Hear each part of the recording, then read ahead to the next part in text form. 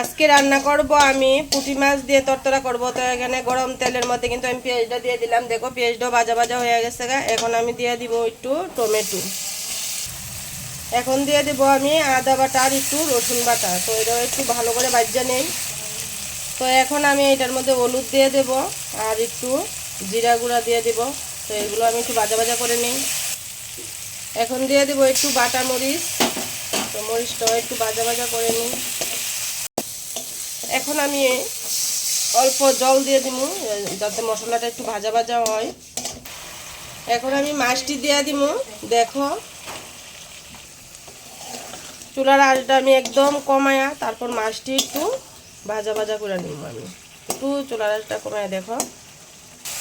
তো এখন আমি একটু মাছটি হালকাভাবে উল্টাইয়া দিব।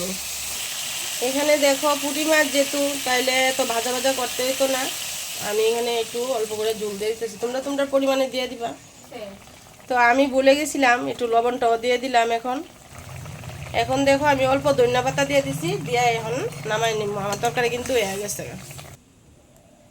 দেখো আমার তরকারি কিন্তু রেডি। ভালো লাগলে লাইক কমেন্ট অবশ্যই করবা।